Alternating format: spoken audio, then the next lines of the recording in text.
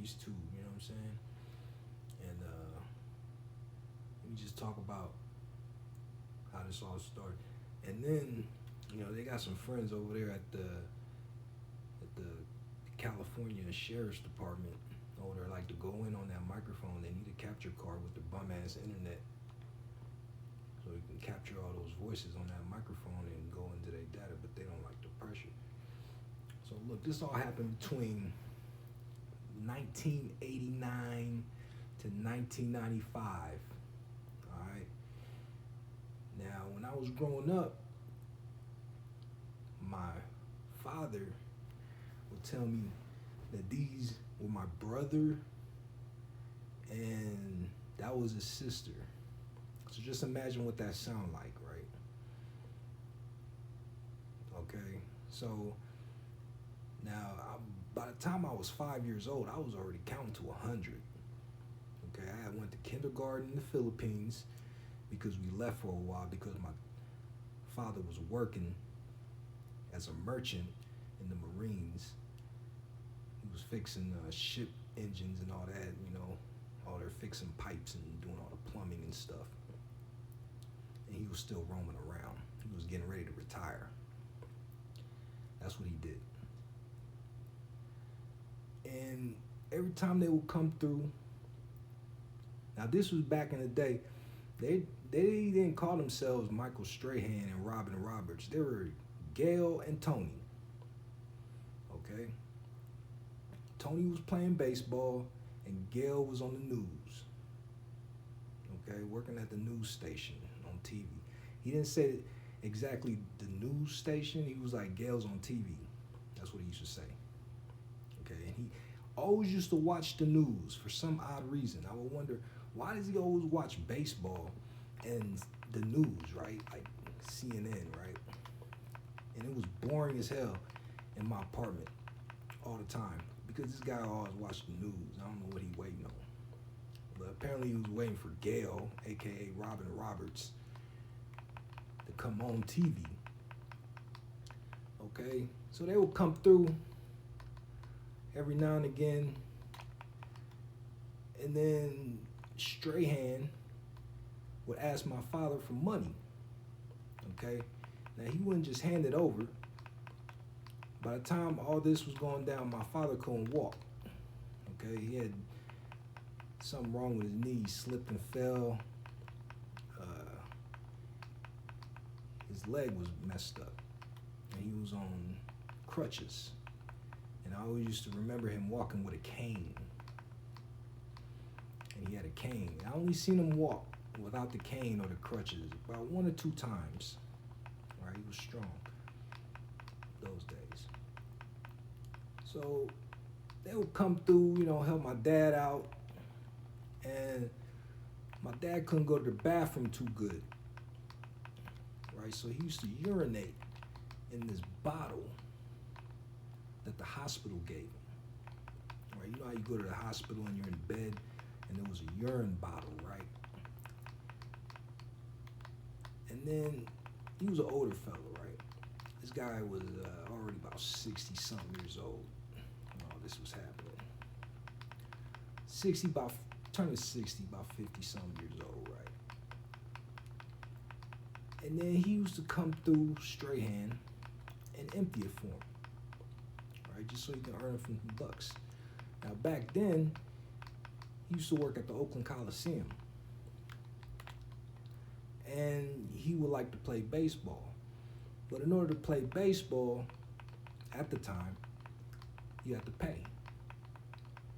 So first it was $50, and then $60, $50 here and there, a little extra. And then one day, this was later on, he came by and asked for $100.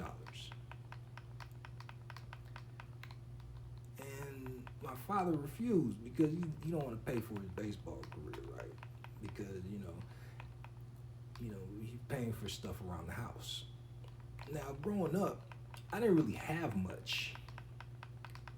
Okay, as nice it may seem what I look like, I may have had most of my stuff. I was I might come off as like a spoiled kid, But I didn't have much. You know, when the other kids at my school was getting Nikes and LA Gears with the light up air bubble, I was shopping at Payless. Okay? My mother would take me to Payless. And this is in Oakland. This is in Oakland, California. And we didn't have much money for some odd reason. And these were the same apartments that I was arrested at. Okay, I told y'all about the story about how I got arrested over the prop gun. And I had moved back over there, right? And moved over there after I left Alameda. I was going from apartment to apartment after I got out the Army. You know, trying to find the right place to stay and stuff, you know, because I wasn't planning on going anywhere after I got out. I was going to stay home. I was going to stay in the Bay Area. I didn't plan to move and, you know, hightail it out of town. But growing up, I didn't have much. A lot of kids had a lot of stuff, and I came off as a poor kid. All right. And so these guys would come over every now and again. I remember one time, Robin Roberts, at the time Gail, no last name, you know, I took it as she probably had the same last name as my father because he said that was his sister. You know, back in those days, you know, those old folks, yeah, that's my brother, that's my sister. Yeah, those your partners. And they still say that to today. To this day, you know, in Oakland, you call somebody your brother or your sister, you just partners. So as a little kid, I just took it as their family members. And she came over one day, and we're living at the same apartment building, just another apartment. Okay, we were in a bigger apartment. And I was painting, I had watercolors. All right, and I was just painting away. And she came in by herself, looking for my dad. And he wasn't there. I don't remember where he was at. He wasn't there at the time. But she came by, and she looked over my shoulder and told me I need to paint inside the lines, right? So I'm just painting away, right? You know those painting books that come with the watercolors and you have to add water to like the plastic tray of colors. I was painting one of those, right? And in the book, you know, they would have pictures. And then I was like painting around it, trying to do something cool, right?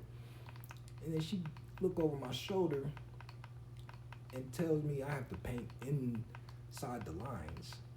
And I must have looked at her crazy, like, no, I'm trying to paint something different here. I'm trying to paint, you know, something different. And she said something to me. I don't remember.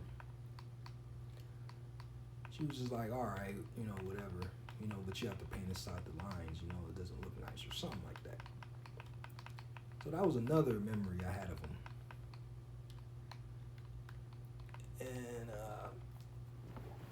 And then we had moved. We moved to Alameda into these apartments, right? That's where I really like got down. That's where I started getting down, you know what I'm saying? Where I grew up, when I became a teenager, you know, and everything started cracking. I really got my growing, you know, my lessons there. You know, I had some growing pains there. I had some real good lessons, you know, as a teenager there. That was my growing years right there. And he came by one time and he was asking for the $100. And that's when my father just said, no, I'm not giving it to you. You know, and they had a little argument, you know. He didn't really approve of Michael Strahan. Now this is Tony at the time. So he stopped coming by. Right? Okay, now there was another guy, darker skinned guy, another darker skinned black dude named Rodney. Now he was one of my father's other friends, older guy. He was about Michael Strahan's age. He lived in East Oakland. Okay. And supposedly, those were my brothers. Yeah, right. Ain't no way in hell this dark-skinned brother and this peanut head light-skinned dude my damn brother. So I took it as being a kid, you know, a real young child, single-digit kid. Okay, if they're your brothers, maybe you had another woman. Because I wasn't really dumb as a child. You know, stuff was explained to me. You know, I can comprehend things, you know. I know what aunts and cousins and brothers and sisters are. Okay? You sure as hell didn't come from my mother. So that's one thing. That was the first clue of both these guys not being related to me, you know, biologically. Maybe through my father, but I didn't know too much, right? So I just assumed they were my brothers. So the whole time, you know, growing up, we're gonna go back to Summit, right? My father gets a phone call. My father had this friend. He was an older guy named CJ, okay? And he used to have this Jerry curl. He was a dark dude. He had muscles and shit. He was a big dude, right? But I don't know what they were getting into, right? This is Oakland. So I don't know what's going on in the streets, right? I don't know who these guys are. And I get a phone call. My dad gets a phone call one day. And he had this look on his face where it was like, it's over, it's all over, right? And I'm like, what's wrong? And he says CJ is dead. And I couldn't really, like, you know, think that over because they were older guys, right? And now maybe it was maybe probably between the time we moved. I think that was why we moved away from the apartments at Summit. Is because CJ was getting into something. And I don't know whether the last phone call that he got, my dad, was either in Alameda or Oakland, but I can't remember too much. But I remember the phone call. And he told me CJ's dead. So by then, everything just slowed down, okay? Everything slowed down. These two stopped showing up. People stopped coming through. Phone calls stopped. And I was pretty much on my own, right? Now, mind you, I'm thinking I have brothers out there, right? These guys were nowhere to be found. So every time I would get into trouble, I would always rely on my friends. And I told my friends, I had close friends, you know, that I went to school with, right? You know, I had a family. I called them, at this point, as a teenager, a young teenager, I just called him my uncle, right? Because he wasn't my brother at all. I knew that for sure. And I told my friends, my close friends, that I have family doing TV, right? And I told them, you know, their name is Tony and Gail, but you know, one play baseball and one's working on the news or some on TV. I didn't know if she was working on the news or not yet, but she worked on television, right? And I told them that I don't know what they do on television, but one of them played baseball. And I had a close friend. He knew that. I even pointed him out one time, I think to my girlfriend at the time, because Robin Roberts was on television, and I pointed her out. I was like, look, that's the lady that I'm related to. Okay. And I guess word got around that I'm related to famous people. So, mind you, I remember Tony at the time, Michael Strahan, said, don't be riding my coattails, because my dad was talking about, I'm gonna call it to the baseball people and tell them about you and all this. And he's like, don't be riding my coattails. And I remember him saying that. So I never brung him up as far as chasing him down. Okay. So, after years passed, my father wound up passing away. These guys were nowhere to be found. And they would always show up. They was even there. My mother knows them too. She doesn't pay him no mind.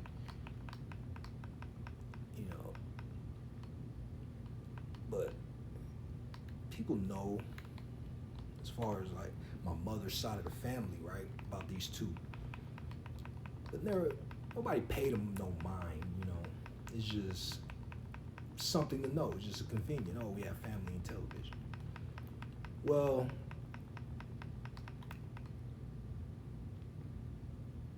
as good as that may sound,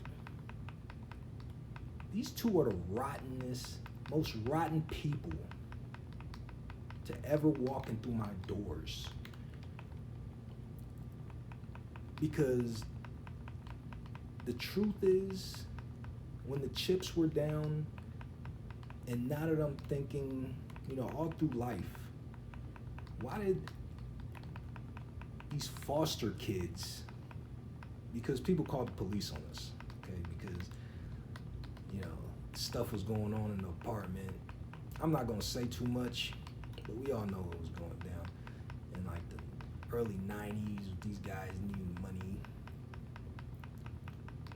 Police being called, asses getting beat. And there was some other news journalists that lived in our apartment, right, that worked for Fox, KTVU. Okay. Mark Somerville, he lived in our apartment. Now, I know this may sound far-fetched and hard to believe, but it was really close in Oakland back then. Like, people lived around each other, right, just to be safe. And they still do that now, They see somebody living somewhere and it's nice and quiet. They want to go live over there, right? Because if you're cool, it's going to be cool for them. And that was just like the family thing that was going on, because Oakland was pretty much, it was going down, right? You couldn't just live anywhere and be known for something. You couldn't just be a baseball player for the A's. You couldn't work on the news, you'd be on television and just live anywhere in Oakland. It's not safe for you, right? People are getting robbed, for real. And they'll take advantage of you. So they would live close to each other, right? So they lived somewhere safe. They lived around us. So one day, I'm catching an ass whooping from my mom, and the police get called. Okay? So the police get called, and back then, it was like, don't beat your child, spank your child. You remember those days, right? The spanking era, the spanking days, right? Don't hit your child, spank them, like that's any better. Like, you're still putting hands on your child, You're still assaulting your child, But I'm getting a spanking, I did something wrong, okay? Now, I didn't have a problem with this growing up, I used to get a hit, and it'll be okay, right? I learned my lesson. So the police get called, and these two white cops, a bald-headed cop and another cop with hair on his head, two white cops. Uh, to be honest with you, that cop that showed up, one of the cops, the bald-headed cop, looks like the cop that was in the movie Copycat.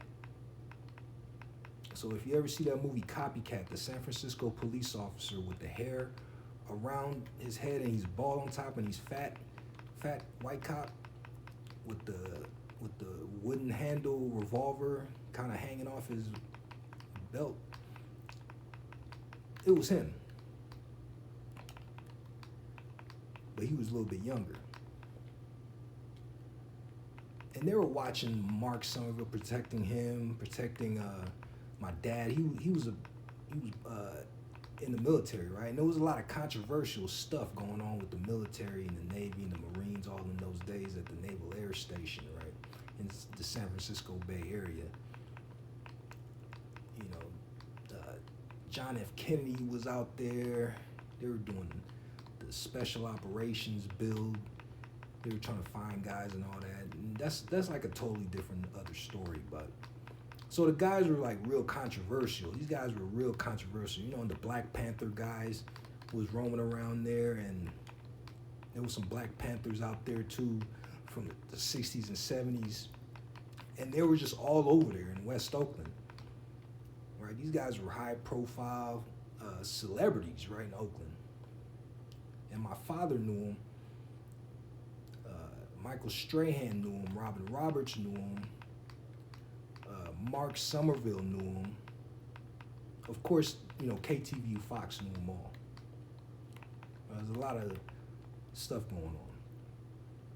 And I get taken to this foster home that had the chief of police of Oakland, LaRon Armstrong, in there as a young teenager.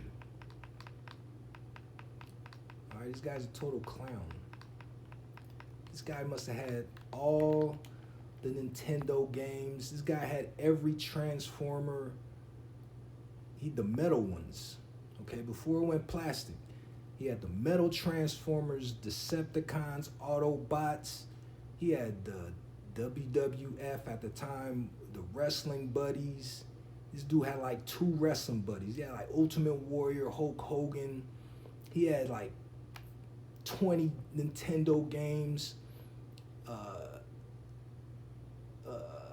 He had the Transformers. He had all types of toys, right? Spoiled kid. I didn't have any of that. And I stayed there for about 2 days, right? Until my mom and my father picked me up. All right. I'm in there watching Eureka's Castle in a spare room in a bunk bed. You know what I'm saying?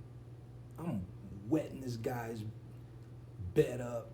His mom come in, cleaning it up. You know, I tell her I wet the bed. They call my parents and ask them, what do you like to eat? And he likes to eat pork chops and rice. And these guys start cooking pork chops and rice and stuff, and I'm eating all the pork chops. And then one day, his mom tells me I can play the video games in his room. So I'm playing the video game, and this guy comes in from school trying to punk me, telling me, you know, what are you doing on my game? Now he's older, right? He's probably about 8, probably like 10 years older than me, right? Let's see, I was 8, about 8 or 10 years older than me. I'm not going to go any further than 10, about 8 years older than me. He's already going to school though. I'm like young, right? I'm like in the first grade. And, you know, I wound up I'm talking to him about the game and shit, and like, I tell him his mom told me to come up in here. And I remembered him by his name. He used to call him LaRon. And I used to thought that was the most soft wedge name I've ever heard, right? Like, back then, man, RuPaul was out, and I was like, dude, this guy's soft. You know what I'm saying? Like, your name is LaRon, but we wound up being cool, right? But I knew he was talking about me to his mom because I would hear him, and so I wound up getting up out of there, going to my own place. Now, I forgot about all these people, okay? I forgot all about these people because it wasn't even worth remembering. But the minute I started high school, one of these people, because these guys are so on some friends forever, like on Saved by the Bell. Because Saved by the Bell at the time was hot. That was a good show. Everybody watched Saved by the Bell in Oakland. These guys on some friends forever shit, remembering motherfuckers, little by little, right? And here it is, I'm in high school, middle school, kicking it with gangbangers at this point because I don't have any brothers and I don't have any friends. So I made new friends, and they had brothers and they had older sisters, and it was pretty much just one big happy gang-banging family on the west side. So I'm like, growing up, I'm going through tragedy, you know what I'm saying? I'm having a real hard time, man. And everybody's getting, help, everybody's getting help. They have older siblings, they have friends, that don't give up on them. But for some reason, I would always get, left behind. Maybe it was the rumor mill going on. Maybe I said something to the wrong person, and they just kind of just teamed up on me, right? So I was basically fighting for my life from about 12 to 17 until my father passed away. I was fighting for my life, man. And no help. I picked up rapping with a buddy of mine from school because, there was nothing to do. We would cut school and smoke weed and go rap right on the cassette tapes. Cassette tapes, put a blank tape in, play the tape on one side and then record on the other side with the headphones, in the microphone jack. And we would make these tapes and we would record ourselves. And for some odd reason, I always found something in that. But these TV people was never around, and I always thought that I was where I was supposed to be, a musician or something, because my father did a little music work back in the Sweet Jimmy days. He played a little guitar backup, when they needed a guitarist back in the Sweet Jimmy days. Everybody know in the Bay Area about Sweet Jimmy's, it's a nightclub. And so that was his younger days.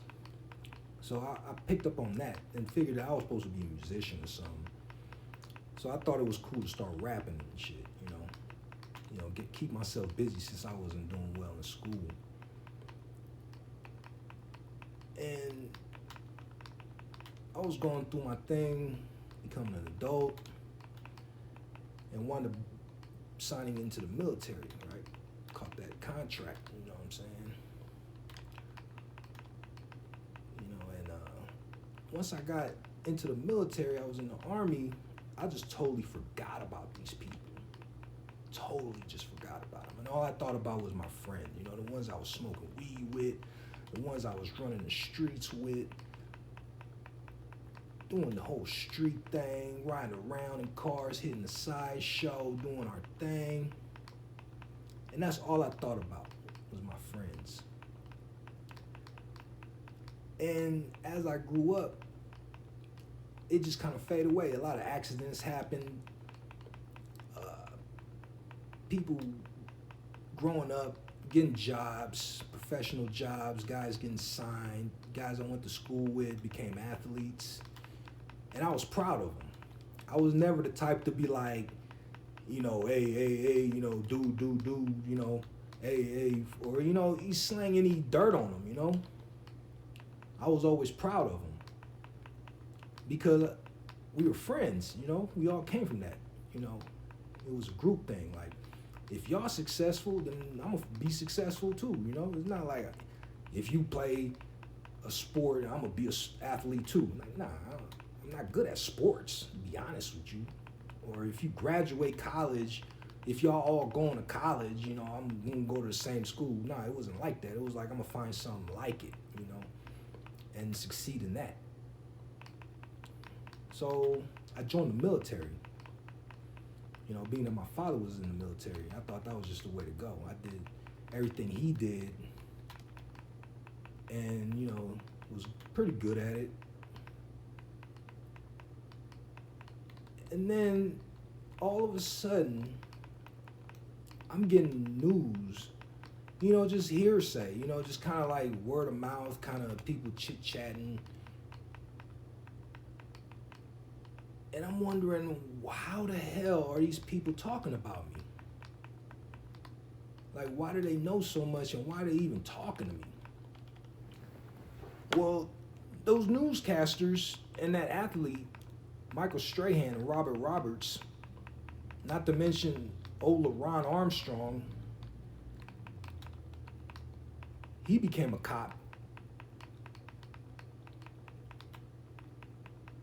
And because news journalists talk to police, because they try to get the dirt on people and all this crap, they talk to police and they wind up meeting each other and they know each other. Strahan knows people from Oakland, of course, you know, because with the Oakland Athletics and that Big Brother crap, that Big Brother program. I don't want to say it was crap, but you know, I don't want to, you know, ride that too much. I said it was crap, but it wasn't. You know, it may have helped somebody. You know, it may have helped some people, but you know the way Oakland is now. You know, it maybe didn't help because you know the A's wound up getting up out of there. So maybe it may not have helped people, you know, little kids get a hand up. But for me, it didn't work out. And because of that Oakland Athletics thing, you know, guys like LeRon Armstrong with the cops and how the cops set that up, you know, with the A's and the news and how they try to do something good for children. They were trying to find all these people that signed up for this program and this school. Now, we all went to the same school in Oakland, you know. I went to a school that was all the cop kids, all the children that were, you know, children of police officers and notable people, right? Went to the same school. So I guess they tried to find all these people, you know, like the TV people and all that. They went to the same school. You just didn't know. I guess they tried to find these people. And being I joined the military, and these guys, man, these dudes are so stuck on that hippie mentality and, you know, like this anti-war mentality, which I don't know how it came because these guys, you know, before Bill Clinton shut that base down in Alameda, you know, it was, you know, we're in the military and all this other stuff, and they didn't like it too much, though. It was kind of iffy. It was kind of sketchy, you know, with the military thing in the Bay Area.